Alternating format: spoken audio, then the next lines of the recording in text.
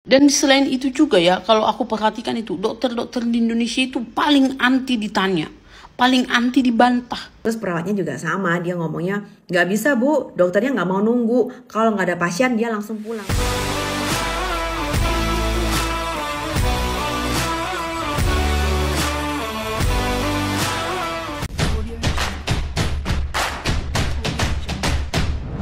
Halo pemirsa, bertemu lagi bersama saya Boronaga. Apa kabarnya semua pemirsa pada hari ini? Semoga semua pemirsa dalam keadaan baik-baik saja ya. Baiklah pemirsa, mengenai video yang semalam saya reaction ya tentang ungkapan ya rasa malu Pak Menteri Kesehatan Republik Indonesia yang ternyata ya beliau tahu rakyat Indonesia lebih memilih berobat ke Malaysia ketimbang negaranya sendiri yaitu Indonesia. Jadi ada komentar yang menuduh bahwa Amoy semalam tuh yang bercerita tentang pengalamannya semasa dia berobat di Malaysia, katanya itu tengah promosi katanya. Jadi seperti ini komentarnya ya pemirsa. Dia tuh promosi lah, ala Cina, Malaysia, Penang tuh nikah dengan Indonesia, Tiongkok. Indonesia dokternya peduli banyak sembuh, bukan kematian banyak di rumah sakit Malaysia murah tapi kematian faktanya infonya. Saya tak paham sebenarnya apa maksud dari komentarnya nih, tak paham. Nulisnya juga macam belepotan, tapi saya ambil aja poinnya. Yang dimaksudkannya itu Amoy itu tengah promotion hospital di Malaysia ini. Jadi dia macam berlakon lah ya, menipu dirinya macam tuh. Jadi saya ada satu video lagi ya mengenai pengalaman orang Indonesia yang ulang alik ya berobat ke Malaysia ini. Bukan hanya dia dan juga ternyata anaknya juga pernah operation di Malaysia ya. Dan juga ada pengalaman orang Indonesia sendiri yang berobat di negaranya sendiri tapi tak berpuas hati karena layanan dokternya dibandingkannya dengan negara luar yang memang sangat profesional ya. Saya nilai seperti itulah dari percakapannya. Jadi kita akan nonton saja videonya seperti ini. Jadi ku bacalah tadi berita ini. Judulnya, Menkes ngaku malu dengar orang Indonesia lebih pilih berobat ke Malaysia. Malu katanya dia guys. Padahal kita yang berobat, ngapain dia yang malu ya? Terus ada lagi nih kalimatnya. Aku sih mohon maaf, agak gengsi juga kita dibawa ke Malaysia, itu gengsi. Jadi Menteri Kesehatan itu kayaknya kita gagal juga. Seolah Menteri Kesehatan Indonesia gak bisa ngurus orang Indonesia, masih pergi ke Malaysia, kan kita malu. Budi Gunadi Sadikin, Menteri Kesehatan RI. Jangan cuma malu Pak, makanya diperbaiki itu kualitas pelayanan di rumah sakit. Aku juga salah satu rakyat Indonesia yang kerap pergi berobat ke Malaysia, tepatnya ke Penang ya. Anakku juga waktu kecil operasi di sana. Aku juga operasi di sana. Wow. Bahkan untuk cek-cek penyakit lainnya ke sana juga. Bukan karena aku banyak duit guys. Kadang kita juga sampai berutang ke orang biar bisa pergi ke Malaysia kan. Alasan pergi ke Malaysia itu ya mungkin karena kita sudah putus asa dengan pelayanan di rumah sakit di negara kita ini. Ya kan? Dan dari segi biaya juga kalau kita hitung-hitung kadang lebih hemat ketika kita berobat ke Malaysia. Kenapa? Karena kalau kita berobat ke sana dalam satu hari itu urusan selesai semua guys. Kita ketemu dokter, hasil lab keluar semua, kita tahu penyakit kita dapat resep, kita juga bisa tebus resep dan selesai hari itu. Jadi dalam satu hari itu selesai semua urusan dan kita bisa pulang kembali ke Indonesia.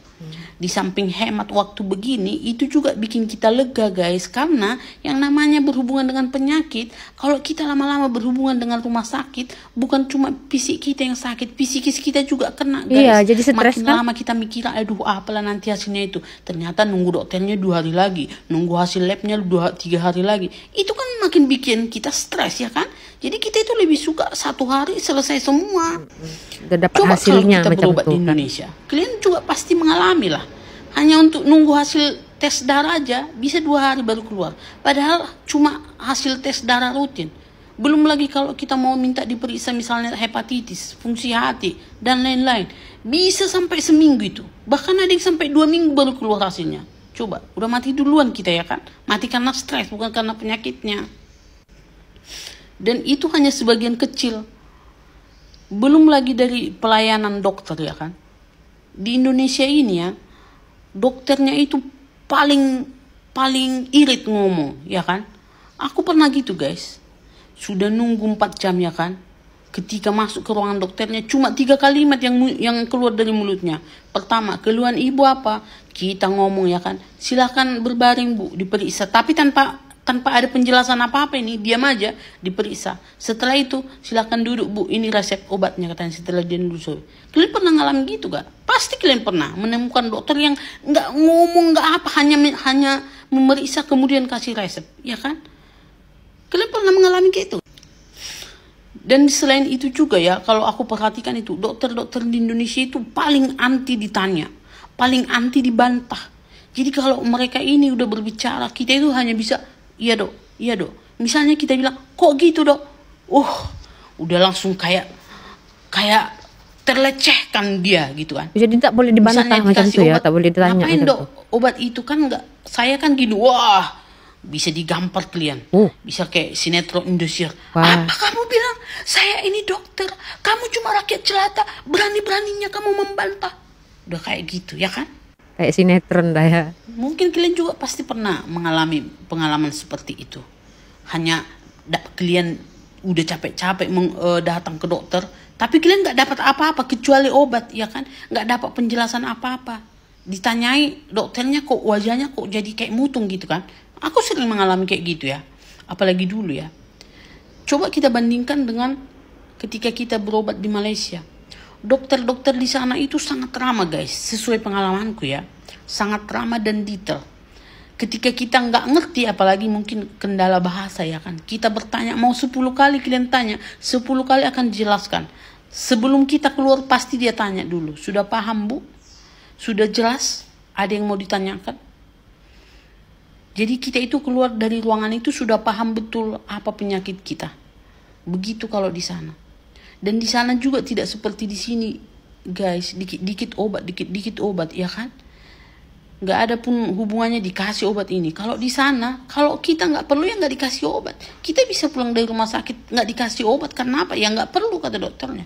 Kalau kalian pergi ke Malaysia sana, ke Penang misalnya, rumah sakit itu, di situ kalian lihat anak-anak yang opname, nggak ada itu yang diinfus guys, nggak ada. Coba di sini setiap orang yang opname pasti diinfus, enggaknya kurang cairan pasti diinfus. Kalian lihat gitu kan? Jadi itulah yang menjadi penyebab kenapa orang-orang Indonesia lebih memilih ke Malaysia, karena terpaksa, karena kita menghargai nyawa kita, ya kan? Kalau di Malaysia itu kita merasa dilayani dengan sepenuh hati, dengan sigap, dengan ramah gitu kan. Itu kita akan merasa bahwa nyawa kita dihargai dibandingkan kita berobat di sini ya kan. Kita ngomong dikit udah kayak mutung-mutung semua petugas kesehatan. Wah, orang Batak ini. Tapi enggak semua mutung-mutung ya. itu marah pemirsa. Hei, kau jangan pukul rata ya. Iya guys, aku nggak pukul rata. Orang kita Batak harus ini. akui bahwa memang sudah banyak perbaikan di rumah sakit sekarang ini ya, terutama di Jakarta. Kalau di Jakarta itu udah hampir semua itu sudah mengalami berbenah diri ke arah yang lebih baik, walaupun seperti yang ku bilang itu masih banyak juga seperti yang ku ceritakan di atas, apalagi di rumah sakit daerah ya kan, banyak sekali itu guys, itu fakta. Jangan ngamuk kalian ya kan, walaupun kalian petugas kesehatan, kalau kalian nggak merasa kayak gitu ya kalian jangan marah. Jadi buat kalian juga dokter-dokter itu, kalian tuh jangan pelit ngomong gitu kan. Udah itu kalau ada yang bertanya pasien kalian jangan marah. Kan kalau memang dia bertanya dijawab aja, kenapa obatnya begini, jawab kan gitu kan. Jangan langsung mutung aja kalian. Itu pun nggak semua kalian ya. Kok sekarang udah banyak dokter-dokter yang menyenangkan gitu ya. Apalagi kayak di TikTok dokter muda sekarang ya. Mungkin karena sudah lebih milenial kali ya. Jadi sudah lebih enak gitu sama pasien gitu, udah lebih ramah gitu guys. Jadi ya gitulah pesan kami rakyat jelata ini kepada Bapak Menteri Kesehatan. Jangan gengsi Bapak kami yang pergi berobat ke sana, karena masih sayangnya kami nyawa kami. Jadi kalau malu Bapak ya marilah kita perbaiki. Ikutnya kami, Pak. Itu cuma kalian. Aduh, tolonglah, Kak. Perbaikilah pelayanan rumah sakit itu, ya kan. Nanya. Kami pun ngapain kami, Pak, Ikutlah jauh-jauh kami, Pak. pergi naik pesawat ke Malaysia kalau memang di sini, ya kan. Apalagi awak ini udah tua, dikit-dikit goyang pesawat udah mau copot jantung awak. Kalau adanya rumah sakit yang pelayanannya sebagus di sana, pasti kami berobat di sini, Pak. Ngapain, ya kan. Udah lebih bagusnya di Jakarta ini daripada di Malaysia sana. Ya kan? Ketahuan kakak ini ternyata orang Batak, mutung-mutung kan. Kalau enggak bilang mutung-mutung dia tak tahu dia orang apa, suku apa. Jadi maksudnya di sini ya kan, kalau di Malaysia ini anak-anak yang masuk ward ataupun yang nama kalau di Indonesia itu tak selalu tuh dimasukkan air atau diimpus. Ya contohnya macam anak saya yang si Raymond ya, yang bungsu ya. Waktu itu kan saya pernah cerita, saya pergi Melaka, balik dari Melaka sampai rumah dia macam sawan sebab panas, sangat penat. So kita orang larikan lah dia ke hospital. Sampai sana memang dokter bagi masuk air sebab takut dia lemas kan, lemah sangat badan dia. Tapi itu tak lama pemirsa ya, tak lama. Dalam 2 jam 1 jam tuh impus ataupun air tuh udah dicabut. Nurse-nya atau susternya datang, mami air dah kita cabut, tak perlu lagi macam tuh. Jadi memang tak perlu, maksudnya di sini kalau memang tak perlu obat tak perlu. Ini adalah satu komplainan dari rakyat Indonesia sendiri ya mengenai layanan para perawat di sana dan juga dokternya. Katanya di sana itu dokter nggak boleh ditanya. Ya kalau dikasih obat tuh nggak boleh ditanya, jadi harus manut aja. Kalau orang Jawa bilang tuh manut aja, ikut aja apa kata dokter. Sementara kan kita pengen tahu ya, nak tahu juga obat apa yang dibagi, kenapa saya dibagi obat macam nih, macam tuh kan. Saya pun selalu tanya macam tuh kan kalau di sini dibagi obat kan, ini obat apa dok, kenapa nak saya bagi obat macam nih. So kita tahu ya kan, kita tahu nanti ada apa-apa kebelakangan tuh kita dah standby lah. Jadi bukan buat cerita ya. Kalau ada lagi yang tak percaya itu ya terserah Anda. Itulah yang dialamin orang-orang sebagian di Indonesia sana yang lebih memilih berobat ke Malaysia ini ketimbang negaranya sendiri. Karena ya faktor seperti itu. Kita kalau sakit kita pengen tahu lebih detail kan, apa sakit kita, kenapa seperti itu ya, apa yang terjadi, apakah kita bisa sembuh. Tapi kalau untuk bertanya saja sudah dilarang, sudah tidak bisa, ya agak susah, ya kan? Oke, itu adalah pengalaman rakyat Indonesia, ya orang Indonesia yang berobat ke Malaysia. Jadi kita akan dengarkan pengalaman orang Indonesia yang berobat di negara sendiri. Jadi dibandingkannya nih dengan negara luar, seperti apa? Yuk. Menurut aku dokter Kuala Lumpur Malaysia itu ini masih video yang semalam kan, pasien. mengenai video yang semalam Itu tuh bedanya. Dokter luar negeri, tadi dia bilang di Malaysia ya, di KL dan di Penang, dan kalau pengalaman saya di Singapura, itu tuh sangat menghargai waktu pasien. Poin paling utama yang aku alamin sendiri, dokter di luar negeri itu menghargai waktu pasien. Kalau dokter di Indonesia, lebih baik pasien nunggu dokter daripada dokter nunggu pasien. Bener nggak? Pernah nggak kalian ngalamin seperti ini? Baru aja terjadi ya. Kemarin tiba-tiba aku butuh ke dokter spesialis. Kemudian aku cek salah satu website rumah sakit di Surabaya, jadwal praktek dokter spesialis. Kemudian aku nemu dong satu dokter ini. Dia jadwalnya kebetulan malam ini ada dari jam 6 sampai jam 9 malam. Dan waktu aku cek itu pukul 6.30, jadi setengah 7. Kemudian aku cepet-cepet chat admin rumah sakit. Aku bilang, Pak saya mau daftar dengan dokter A. Terus bapaknya bilang, Ibu jam berapa bisa tiba di rumah sakit? Kira-kira jam setengah 8 Pak, 1 jam lagi dari sekarang. Wah nggak bisa Bu, karena kalau pasiennya udah nggak ada dokter langsung pulang. Loh sekarang ada berapa pasien Pak? Cuman 1. Coba bisa ditanyakan nggak Pak? Kalau ada saya saya sebagai pasien mau nggak dokternya menunggu atau mungkin akan ada pasien berikutnya. Nggak bisa Bu, kalau dokternya biasanya kalau nggak ada pasien dia langsung pulang. Coba Pak ditanyakan, ya coba saya sambungkan ke perawatnya ya Ibu. Iya, terus perawatnya juga sama, dia ngomongnya nggak bisa Bu, dokternya nggak mau nunggu. Kalau nggak ada pasien dia langsung pulang. Nah, minta tolong disampaikan ke dokternya bahwa ini dok ada pasien mau datang, apakah dokter berkenan menunggu? Nggak bisa Bu, kalau ibunya nggak datang dokternya langsung pulang. Beliau nggak nunggu-nunggu pasien gitu. Oh, baiklah. Ya, pernah nggak kalian begitu kan? Padahal jadwal prakteknya sampai jam 9 malam. Ya udah, ngapain kamu tulis sampai jam 9 malam kalau kamu bilang selama pasien nggak ada langsung tinggal pulang, ya kan? Udah, mendingan ditulis praktek mulai dari jam 6 sampai sehabisnya pasien. Mau pasien itu 1 ataupun mau 2, kalau pasien udah nggak ada, aku pulang. Ya kan lebih enak. Terus yang kedua, tipe dokter di Indonesia sukanya bikin pasien menunggu. Kalau jadwalnya jam 6 sampai jam 9, kadang-kadang kita dapat giliran masuk jam 7 misalnya. Oke, kita datang setengah 7. Tapi ujung-ujungnya jam 10 baru masuk karena dokter baru datang jam 8. Nah, pernah nggak ngalamin seperti itu? Pernah nggak?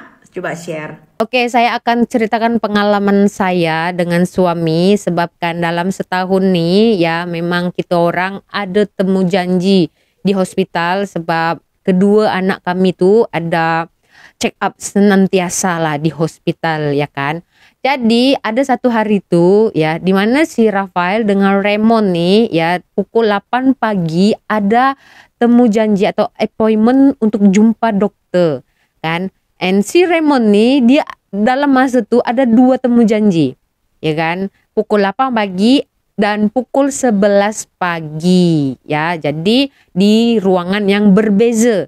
Tapi saya tak perasan pemirsa ya. Saya tak perasan, yang saya nampak, yang saya perasan tuh si Raymond tuh ada temu janji pukul 11 pagi. Yang pukul 8 pagi tuh saya tak perasan. Oke, so kita orang ambil alih lah kan. Husband saya bawa si Rafael dan saya bawa si Raymond lah, si bungsu kan. Jadi terpisah lah kan. Tapi memang dalam hospital yang sama, cuma tingkat yang berbeza lah kan. Oke, so masa si Rafael tuh dipanggil dokter, ya kan, saya dah bawa si Raymond tuh pergi untuk jumpa ke ruangan yang lain, ya kan. Masa husband saya jumpai dokter, ya, bawa Rafael tuh, dokter tanya tau, adik dia mana? Raymond kan ada temu janji juga. Nampak tak? Saya tak perasan, husband juga tak perasan, tapi dokter perasan. Sebab dia orang memang tunggu pasien. Dokter kat sini tunggu pasien, bukan pasien yang tunggu dokter. So husband saya call lah kan, ini Raymond ada juga appointment dekat ruangan ni. So saya patah balik lah kan. So saya cakap dengan dokter yang ruangan yang pukul 11 tu, saya cakap, dok, anak saya ada appointment dekat sana, ruangan sana tu kan. Sebab anak saya ni diagnos speech delay. Dia orang pandai membaca tapi untuk merangkai perkataan tu tak lagi sempurna macam tu kan. So sekarang ni tengah follow up lah macam tu kan. So si Raymond tu saya bawa balik lah. Dokter tu tanya, Mami bagaimana? Saya cakap lah, dokter sorry saya tak perasan. Saya betul-betul tak perasan kalau Raymond ada appointment hari ni. Tak apalah, sekalikan je lah. Sebab abang dia pun ada kat sini. Saya tengok data-data dia orang. Sebab memang ada kat sini kan temu janjinya. Sebab kita orang dah record. Dia cakap macam tu. So nampak tak? Dokter kat sini dia orang tunggu pasien tau. Jadi kalau macam Cece ni yang di Indonesia kata dokter praktek tak nak tunggu pasien ya. So dia akan balik kalau pasien dah tak ada. Tu macam mana? Macam kalau kita jualan baju kan, kita jual baju, ada pembeli kita buka, lepas tu tak ada pembeli kita tutup balik, nanti ada pembeli kita buka lagi, macam tu. Sini tak. Kalau kita tak faham apapun yang dia sampaikan, dokter sampaikan, kita boleh tanya tau. Tanya terus sampailah dokter tu penat. Takkan dia marah, dia akan layan kita. Sebab itulah polis utama dia orang. Harus kita balik dengan puas hati. Jangan sampai ya pasien macam gagal paham ya, sampai terpikir. Sebab tuh kalau saya tengok ada video-video yang telah di-share kan mengenai hospital di sana macam tuh kan, saya macam sedih tau, sedih. Sebab saya tak nampak benda tuh di sini macam tuh kan. Macam orang yang dah kritikal macam tu kan, dipersulit untuk diisi dulu borang macam tu kan. Kalau dekat sini kalau kita dah kritikal, dah emergency sangat, kita tinggal bagi je dekat nurse dekat situ kan, dekat petugas tu, nanti dia orang akan bawa ke ruangan untuk dicek kan. Lepas tu waris akan tulis. So pasien tu takkan terabaikan macam tu. Jadi kalau kita nilai dari dua video ni memang agak rumit lah kan kalau tidak dibenahi lebih awal. Tapi menurut video yang pertama sekarang ini di Indonesia sudah mulai ya, layanan-layanan dari perawat juga dokter-dokter di sana sudah agak milenial, disebabkan mungkin mereka mendengar curhat, komplainan juga kritikan dari masyarakat sehingga mereka membenahi diri. Jadi saya setuju apa yang dikatakan kakak nih kan, kalau memang di Indonesia medisnya bagus, layanannya bagus, dokternya bagus, nggak akan mereka ya sanggup sampai ada yang berutang ya demi untuk berobat ke luar negeri, karena mereka udah putus asa. Mereka nggak punya jalan keluar untuk menyembuhkan penyakit mereka, karena mereka berobat di negara sendiri tuh kayak nggak ada harapan. So semua data-data itu memang sudah diungkapkan di media kan, memang sudah faktanya rakyat Indonesia ramai 1 juta ya yang berobat ke Malaysia ini. Walaupun kalian bilang ya bukan 1% dari penduduk di Indonesia sana, tapi kalau kalian bayangkan kalau 1 juta itu berobat di negara kita sendiri, alangkah lebih kayanya lagi negara Indonesia ya kan. Jadi ya itulah ya, kita harapkan semoga akan ada lagi pembenahan agar masyarakat Indonesia ya lebih percaya lagi lah terhadap medis-medis di Indonesia ya. Saya masih ingat ya waktu saya curhat mengenai BPJS ya, pasal arwah mak saya ya, saya dikecam, saya dibilang jual air mata ya, saya buat cerita. Padahal lihat saja bagaimana curhatan mereka ini ya, bukan 1-2 orang tapi ramai ya kan. Jangan tutup mata kalian, itu hak kita untuk ya menyuarakan ketidakpuashatian kita agar pemerintah mendengar, agar pemerintah bisa membenahi. Itu kan juga untuk kebaikan seluruh rakyat Indonesia, bukan untuk diri kita sendiri ya. Itulah yang dinamakan hak asasi manusia, hak bersuara. Jadi kalau kita ada menceritakan hal sesuatu yang kalian rasa tidak puas hati, tidak terima, itu urusan kalian ya. Tapi itu terjadi di tempat kita, terjadi ketidakpuashatian di dalam medis, di dalam layanan kedokteran ya, rumah sakit.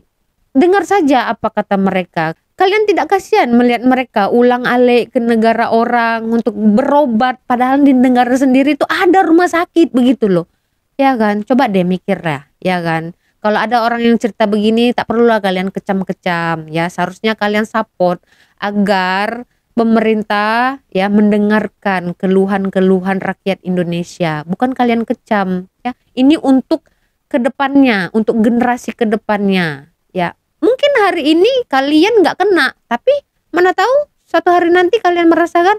Saya sudah merasakan ya kan.